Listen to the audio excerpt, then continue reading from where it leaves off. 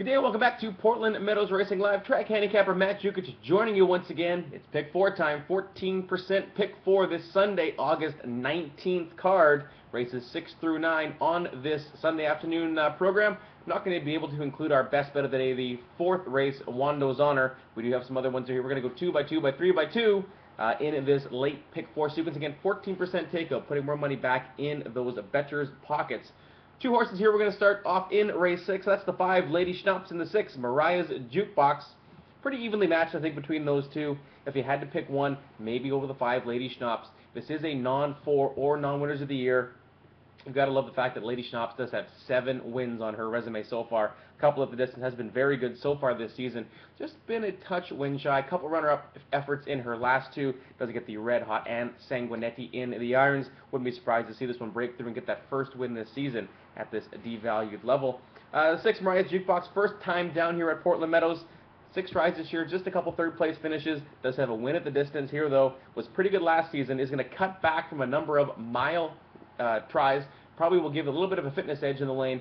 Really can't go wrong with either of them. I might give the edge to the 5, though, in Lady Schnapps. Race 7, we do have 2 horses here. The 1, What's a Million, and the 6 horse, Warner. Let's start with the 1 horse in What's a Million. How professional is this one? 59 trips to the post. Has hit the board in 40 of them. 10 wins, 20 runner-up efforts, 10 third-place finishes. This guy just shows up every single time. 9-year-old comes to play, brings his lunch bucket, grinds out a very, very good effort for you. In his last 5 starts, you can see that he's not missed the exactor. He's got a win in his last one. The races before that, he's never been more than a half length away. So this is definitely one you're going to have to include. Can be a little win shy, but does love to run and likes to show up and give you a top effort, which is all you got to ask for really in these horses. Does get a bit more ground, which might help him out, an added half furlong, which could propel him just to get up and win that one.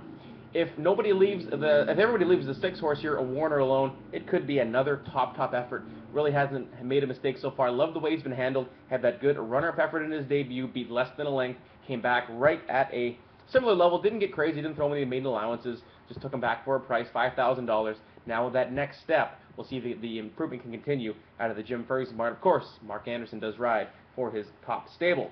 8th race, probably the toughest through the sequence. We're going to go 3 deep here. We're looking for the 1, Smartest Jim, to get back on track. The 4, Inspector Seamus, and the 6, Seattle Sailor Boy. Smartest Jim is a professional runner.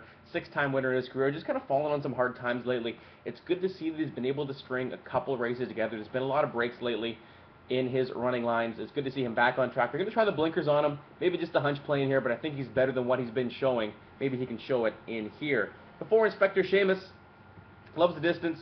Again, no wins this season, but kind of been coming around lately. 2nd try at this level. Maybe can break through. He does get Troy Stillwell to take the call. The 6, Seattle Sailor Boy, is going to cut his price $2,500 in here to $1,600. 4-time winner at the distance. 9 other top 3 finishes. Does love to win here at Portland, with the majority of his victories coming over the local oval. Kind of just an even-paced runner. Might need a bit more, but does get Luis Torres to take over in the irons, a little bit more firmer hands over the Bug Girl who had it last time.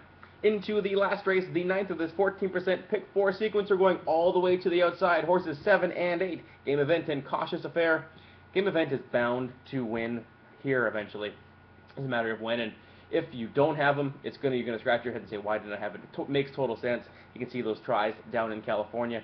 Just kind of spun his tires here over the dirt surface so far. Was claimed. Does get Filemon Alvarado, the 2011-2012 leading trainer, and Sanguinetti again, 32% rider. Really can't go wrong with those connections at all. Hitting at 50% together. Definitely one to cover, but I don't think it's one to single. Good enough to win, but not good enough to single. The 8, Cautious Affair, another one who's been good enough to win, looking for that 2nd victory. Just kind of some even efforts, but I think that the cutback from a mile should help. 6 furlongs here. Should get a pretty good scope of it from the outside. Doesn't need to worry about a wide trip, as he doesn't have a ton of speed early. Kind of just can settle into a good spot. I think Mark Anderson gives this guy a great ride. So again, we are going to cover the 6 race, starting the 6 race, 5 and 6. After 1 and 6 in the 7th, 1, 4 and 6 in the 8th, 7 and 8 in the 9th. 14% takeout, $24 gets you in for that wager.